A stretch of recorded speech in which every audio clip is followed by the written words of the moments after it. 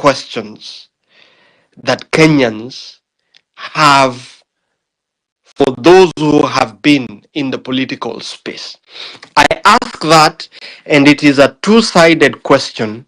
First of all, to speak about the achievements that you are proud of as a political leader for more than 4 decades, and two, take responsibility for where there has been a systemic failure that you could have done better as a legislator and as vice president, because some of the questions we are talking about are questions that you could have done better to address them as a member of parliament representing the people of Mwingi and Kitui for that matter, and as vice president under His Excellency Mwai Kibaki between 2008 and 2013.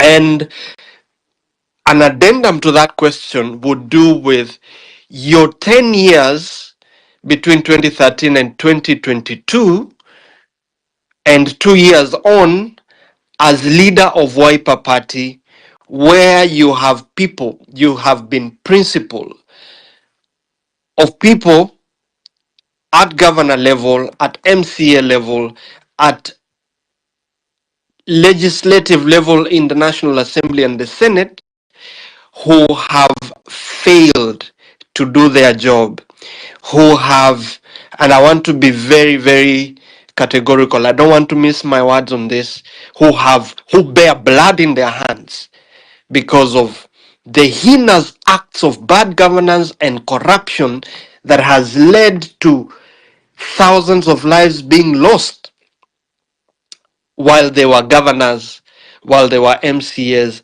while they have been senators, while they have been members of the National Assembly. Because I do believe that the breakdown in political accountability over the 2013 period to date is genocide, is economic genocide that is unacceptable.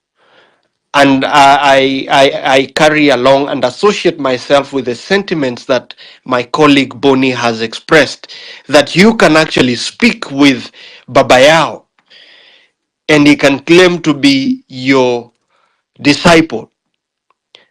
How do you reconcile that association? So how do you take responsibility and how do you express pride in your political record for over 4 decades? My second question would be, Honorable Kalonzo, when we talk about bad governance under the William Ruto administration, and I've listened to you say that Azimio still remains intact, I am extremely disappointed to hear so much conflict in your statement that Honorable Raila Odinga, Honorable Junet, and others are more Ruto than Ruto himself, but you can actually say that Azimio is still intact and still represents the interests of the Kenyan people.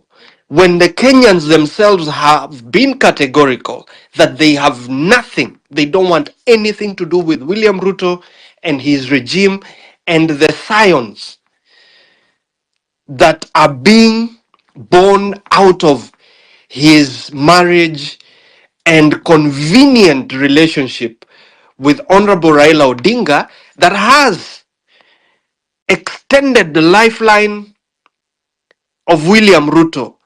If Raila did not get into this marriage with William Ruto, there is genuine, legitimate expectations that William Ruto would not be president, and that we will not be talking about a William Ruto presidency going into 2027. And here is my reason why I say that. There is, as a lawyer and senior counsel, you know very well, and we all know, that political offices under the current constitutional framework have no security of tenure. The people have the power to send home political office holders at a time when they feel they do not represent their interests. The question then becomes, why would we be talking about waiting for 2027 to have elections when it looks as bleak as it looks? And you co-chaired NATCO, and you rightly said that your report is gathering dust somewhere. How then do you want Kenyans to trust you and trust what you say, that you're actually the alternative? You are actually the face of the transformative leadership that the Gen Zs are clamoring for.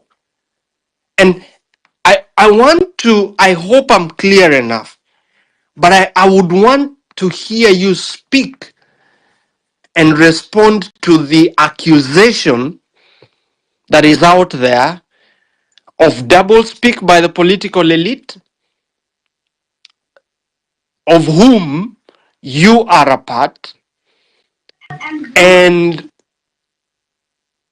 then Milton, try be to able land, to please. bring Thank you. Kenyans to believe that you actually represent the transformation point that the Kenyan citizens find themselves in. I hope I am clear enough. I shoot straight, and I would want to hear your thoughts on that.